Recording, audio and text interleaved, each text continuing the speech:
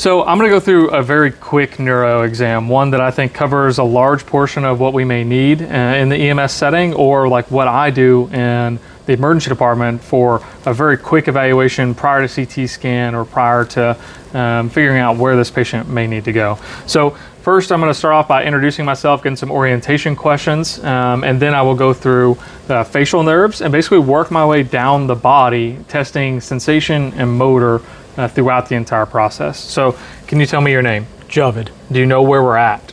Lexington, University of Kentucky. And do you know what year it is? 2025. Okay, so I can say the patient's alert and oriented, they're not confused, they're able to respond to me, they know what I'm asking them, they don't have any signs of aphasia or dysarthria, so I've already tested some of the parts in the stroke exam already. Now I'm going to go through my cranial nerve exam. I'm going to have the patient raise their eyes up, close them down real tight. I'm going to see if I can open their eyes, and I cannot. I'm going to have them smile real big for me, show me their teeth, stick their tongue out and move it side to side. I'm going to have them stick their tongue in, puff their cheeks out and try and hold it. Okay, and everything's good there. Now I'm going to have them shrug their shoulders, okay, and try and push down against. Move their head against my hand on both sides. Okay, I'm going to have them squeeze my fingers, pull me close to you, push me away. Okay, now we're out, make a chicken wing for me. Good. Don't let me push you down, don't let me pull you up. Bring your fingers out like this, cross them over real quick, pull them apart, make an A-OK.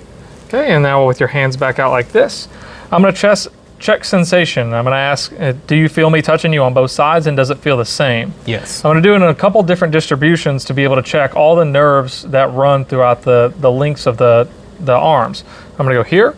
I'm going to same question here. Same question on the lateral side. Same question on the medial side. Same question on the lateral side here and the medial side here. Checking sensation to light touch all the way up through the upper body. And I basically have gotten all of my facial nerve exams. I've gotten all of my upper extremity and high C-spine nerves tested as well, just in a quick, maybe that may have taken less than a minute in real life practice. Now I'll move on to lower extremity. If they're sitting on the edge of the bed like this is great. I can have them push up against me, bring your hip, and make sure they try and bring the thigh or the femur all the way off the bed. Same thing here. Good. Push out against me. Good. Pull me back. Good. And then push down like you're driving a car. Pull up like, yeah, and then press up against me that way. Okay, good. Now for a eye exam is the one thing that I haven't really tested from the cranial nerve standpoint. I'll go back to that. I'm gonna have patients follow my finger with your eyes and your eyes only. I'm gonna make an H pattern up and down, and not only am I testing for the patient's visual, any visual field defects or movement defects, but I'm also looking for nystagmus. I'm looking for nystagmus specifically when I'm moving side to side, and I'm checking to see if there's any shaking in the eye, moving it backwards in a horizontal nystagmus. You can also look for a vertical nystagmus in this direction as well.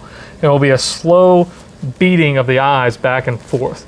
Now, the one thing to make sure to test whenever you finish this, the H, is to go in and make sure the eyes converge whenever your pointer direction is actually coming into the middle. Last portion of the exam is I'm going to ask them to grab their pointer finger, touch my finger, touch their nose, touch their finger, and nose, finger, and nose. The important part of this exam is to make sure that their hand is fully extended whenever they're touching your finger. If not, the exam's not done properly. What you're looking for is any overshoot or any missing of your finger during the exam on either side. And that's basically a pretty full and complete neuro exam that you can check prior to bringing the patient in. That doesn't take a lot of time. Some additional side effects to that, if patients, or not side effects, some additional aspects to that, if patients are complaining of dizziness and you're worried about a posterior or a cerebellar stroke, him sitting up in the bed right now is a great sign that he does not have a cerebellar stroke. If the patients are laying down, what I'll have them do, and they're complaining of dizziness and lightheadedness, I'll have them try and sit up, and then I will try and balance them. And if they are try and steady them up here and let them be at rest. If they are moving side to side or cannot hold themselves up, I'm more concerned for a cerebellar stroke. If they are able to stand, you can try and get them to stand and take a few steps. If they are leaning to one side and you notice that they're veering off course, it makes me a little bit more concerned that this patient might be suffering from a cerebellar stroke.